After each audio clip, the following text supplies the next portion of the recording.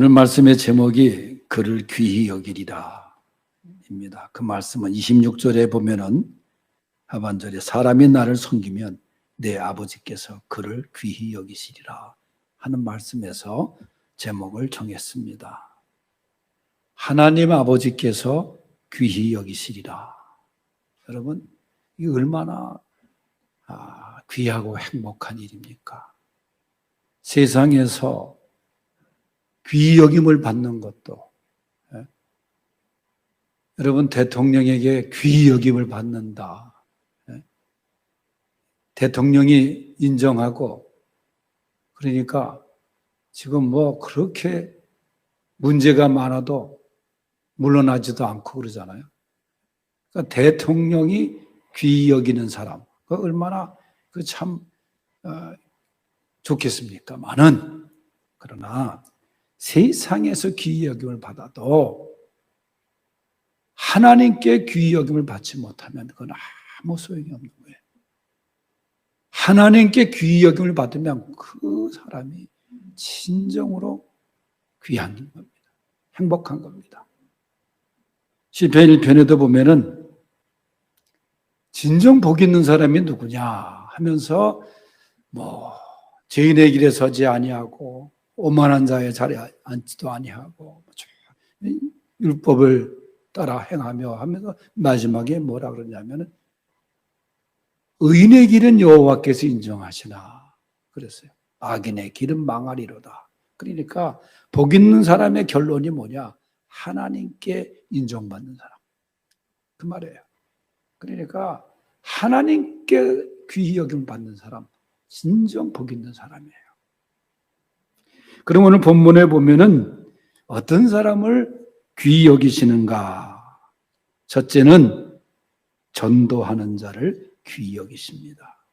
20절에서 21절, 22절까지 다시 읽겠습니다. 시작. 명절에 예배하러 올라온 사람 중에 헬라인 몇이 있는데 그들이 갈릴리 베세데 사람 빌립에게 가서 청하여 이르되 선생이여 우리가 예수를 배우고자 하나이다 하니 빌립이 안드레에게 가서 말하고 안드레와 빌립이 예수께 가서 여쭈니. 아멘. 오늘 말씀에 보면은 유대인의 명절날에 예배하러 올라온 사람들이 있었다는 거예요. 그런데 그 중에 헬라 사람 몇이 있었다. 근데 그 사람들이 누구에게 갔느냐? 빌립에게 먼저 가서 말하기를 선생님, 우리가 예수님을 뵙기를 원합니다. 예수님을 만나기를 원합니다. 뭐 지금으로 말하면 우리가 예수님을 믿기를 원하는데 예수님께 데리고 와 주십시오. 그렇게 얘기를 해요. 그러니까 그 말을 들은 빌립이 안드레에게 또 동료 제자에게 가서 말합니다. 지금 헬라 사람들이 와서 선생님께 데리고 달라고 하는데 하면서 두 사람이 함께 그 얘기를 듣고 예수님께 가서 엿주는 거예요. 예수님께 데리고 가는 거예요. 이걸 지금으로 말하면 예수님께 인도했다. 그 말이 되겠습니다. 여러분, 빌립과 안드레가 헬라 사람들을 예수님께로 데리고 갔다. 예수님께로 인도했다. 전도했다는 말이기도 합니다. 두 사람은 그 말을 듣고 즉시 예수님을 만나게 해드렸다는 거예요. 예수님께 인도했다는 거예요. 여러분, 전도라는 것은 우리가 예수님께 안 믿는 사람들을, 안 믿는 영혼을 예수님께로 인도하는 것이 전도 아닙니까? 또 그 일이 얼마나 중요한지를 예수님께서 말씀하신 것이 뭐냐? 마가복음 1장 38절에 예수님이 세상에 오신 목적을 말씀하셨어요. 여러 군데 예수님이 말씀하셨지만은 우리가 다른 가까운 마을들로 가자. 거기서도 전도하리니 내가 이를 위하여 왔노라. 그랬어요. 전도하러 가자. 내가 이것을 위하여 세상에 왔노라. 분명하게 예수님이 세상에 오신 목적을 말씀하셨어요. 여러분, 이 전도라고 하는 것은 해도 되고 안 해도 되는 선택이 아닙니다. 이것은 주님께서 명하신 필수입니다. 예수님의 성천하시기 전에 성령이 임하시면 너희가 권능을 받고 예루살렘과 온 유대와 사마리아 땅끝까지 내 증인이 되리라. 그게 말씀하신 거거든요. 그런데 우리들은 그 사명을 말씀만 듣고 읽고 하지 행하지 못하고 있다 그 말이에요. 전도라고 하는 것은 어떤 특정한 은사가 있는 사람들만 하는 것이 아닙니다. 듣든지 아니 듣든지 우린 전해야 되는 사명이 있는 거예요. 예수님이 본을 보여주셨잖아요. 여러분, 전도자의 영광은 대단합니다. 다니엘서 12장 3절에 보면은 전도자가 받는 상급을 이렇게 말씀해요. 많은 사람을 옳은 대로 돌아오게 한 자는 별과 같이 영원토록 비치리라 그랬어요. 우리가 하나님 앞에 설 때에 이 전도자의 상급을 다 누릴 수 있기를 바랍니다. 여러분, 가만히 생각해 보면은 내가 예수 믿고 이 자리에 앉아 있다 할 때에 그 동기가 물론 모태신앙도 있을 거예요. 그런데 대부분 어떤 고마운 사람에 의해서 이끌림을 받고 전도를 받고 내가 이 자리에 오게 된 것 아니냐 그 말이에요. 그렇다면 그 복음의 빚 그것을 갚아야 되지 않겠냐 그 말이에요. 제가 먼저 있던 교회에서는 제가 말씀을 드린 것 같은데 권사, 안수집사 임직을 받으려면 3명 전도를 해야 돼. 등록을 시켜서. 장로 5명 해야 돼. 그거 안 하면 임직이 안 돼요. 그래서 뭐 어떤 급한 분들은 노인정에 가서 10,000원씩 주고 데려오더라고. 그래서 등록시키더라고. 그런 사람들 중에 막 잘 믿는 분도 계실 거야. 여러분, 이 전도는 주님께서 간절히 명하신 겁니다.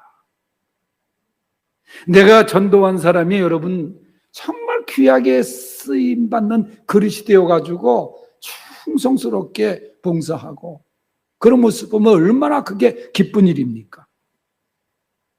전도자들, 전도하는 사람 하나님이 귀히 여기십니다. 여러분 그 전도자의 사명 잘 감당할 수 있기를 바랍니다. 두 번째는 봉사하는 자를 귀히 여겨주세요. 23절에서 26절을 읽겠습니다. 시작. 예수께서 대답하여 이르시되 인자가 영광을 얻을 때가 왔도다. 내가 진실로 진실로 너희에게 이르노니 한 알의 밀이 땅에 떨어져 죽지 아니하면 한 알 그대로 있고 죽으면 많은 열매를 맺느니라. 자기의 생명을 사랑하는 자는 잃어버릴 것이요 이 세상에서 자기의 생명을 미워하는 자는 영생하도록 보존하리라. 사람이 나를 섬기려면 나를 따르라. 나 있는 곳에 나를 섬기는 자도 거기 있으리니 사람이 나를 섬기면 내 아버지께서 귀히 여기시리라. 아멘. 예수님께서 이제 예수님을 만나기를 원하는 헬라 사람들에게 따뜻하게 환영하시면서 아주 귀한 진리의 말씀을 전해주십니다. 그것이 바로 이 미랄의 교훈이에요. 예수님은 이 대속적인 죽음으로 인해서 많은 새 생명이 태어날 것을 말씀하시면서 이것이 내 영광과 기쁨이라. 한 알의 미랄처럼 희생의 죽음을 통해서 생명이 존재한다는 그 말씀을 그들에게 전해주시고 나를 섬기려면 먼저 나를 따르라. 나를 섬기면 내 아버지께서 저를 귀히 여기시리라. 그렇게 말씀하신 거예요. 여기서 섬긴다는 것은 봉사한다는 것을 말하는 거예요. 여러분, 봉사자의 자세는 대접을 받는 것이 아니라 철저하게 섬김의 자세라는 것을 기억해야 됩니다. 섬기는 거예요. 대접받는 게 아니에요. 섬기는 자세. 그래서 한 알의 미랄처럼 희생하고 그렇게 순종하고 섬겨야 된다는 거예요. 여러분, 내가 썩지 않고 희생하지 못한다면 봉사의 열매, 믿음의 열매를 맺을 수가 없는 거예요. 그리고 예수님이 말씀하기를 섬기는 봉사자가 되려면 나를 따르라 그랬어요. 나를 따르라. 여러분, 따른다는 것은 닮으라 그런 뜻이에요. 그러니까 봉사자는 예수님을 닮으라는 거예요. 닮기 위해서는 예수님과 동행해야 되는 거예요. 함께하는 시간이 많아야 돼요. 여러분, 함께 하다 보면은 닮게 돼 있다 그런 말이 있잖아요. 빌립보서 2장 5절에 보면 너희 안에 이 마음을 품으라 곧 그리스도의 예수의 마음이니 그랬어요. 예수님의 마음을 품고 예수님을 닮아가며 섬기라 그런 얘기예요. 때로 힘들고 어렵고 하면은 예수님이라면, 예수님의 마음이라면 어떻게 하셨을까? 그러면 뛰어넘는 거예요. 그러면 우리가 할 수 있는 거예요. 오늘 그래 보니까 하늘나라는 무릎으로 가는 것이라 그랬어요. 그죠? 온갖 유혹에서, 싸움에서 예수님이라면 어떻게 하셨을까라는 생각으로 살아가라는 거예요. 예수님을 따르며 닮아가며 섬길 때 하나님이 귀하게 보시는 겁니다. 이렇게 봉사자의 마음. 최근에 한 신문을 보다가 제가 쭉 읽어보면서 감동을 받은 게 있는데, 제목이 유명한 명의, 그러니까 아주 훌륭한 의사죠. 유명한 명의가 시골로 간 까닭, 이게 제목이에요. 그러면서 지난달 30일 날 환한 미소를 지으면서 한 의과대학 교수가 인터뷰를 한 내용이 나와요. 어릴 때 엄마의 손을 잡고 병원도 가고 그러면서 나는 나중에 훌륭한 의사가 되겠다, 그런 생각을 하면서 꿈을 꾸고 결국 그 의과대학에 가서 의사가 됐는데, 이제 정년이 돼가지고 은퇴를 하고 마지막 수업을 마치고, 그런데 이 사람이 위암 수술만 3,000건 이상을 했대요. 이 의사에게 가려고 사람들이 줄을 서고, 대학 병원장도 하고. 그래서 저도 그 대학에서 대학원을 했으니까 이분이 그 병원 옆으로도 많이 지나가 봤죠, 저도. 근데 이분이 이제 그렇게 유명한 그 의사였는데, 이렇게 은퇴를 해도 이런 사람들에게는 대형 병원에서 또 스카우트가 이렇게 온대요. 얼마를 줄 테니까 우리 병원에 와달라. 또 이 사람이 아직까지 건강하대요. 20kg짜리 배낭을 메고 2박 3일간 산행도 다니고, 그럴 좀 체력도 좋대요. 그런데 이 사람이 그렇게 많은 곳에서 오라고, 좋은 대우를 해주겠다고 오라고 했는데 어디로 가느냐? 저 강원도 양양 산골짜기 보건소장으로 갑니다. 그런 거예요. 여러분, 보건소장 자리 물론 나라에서 돈을 주지만은 그것도 인구도 별로 없고, 그런데 그곳이 의료 그 어떤 서비스가 좀 열악하다는 곳이래요. 언젠가 양양에 살던 사람이 병원에 와서 우리는 아파도 병원 갈 데가 없습니다 했던 그 말이 생각이 나가지고 골라서 거기를 지원했다는 거예요. 그래서 기쁨으로. 그러면서 마지막 강의에서, 요새 의대생들이 굉장히 좀 혼란스럽지 않습니까? 한 말이 뭐냐면, 좋은 의사가 되고 싶다면 권위의식을 버리고 우선 봉사 희생 정신으로 무장하라. 그게 마지막 남긴 말이에요. 봉사의 정신. 참 귀한 분입니다. 이렇게 어려운 사람을 위해서 끝까지 봉사하는 자세, 이게 얼마나 귀한 일이에요. 하나님께서 이런 봉사하는 자를 귀하게 보십니다. 마지막 세 번째는 사명 있는 자를 귀히 보십니다. 27절에서 28절 읽어보겠어요. 시작.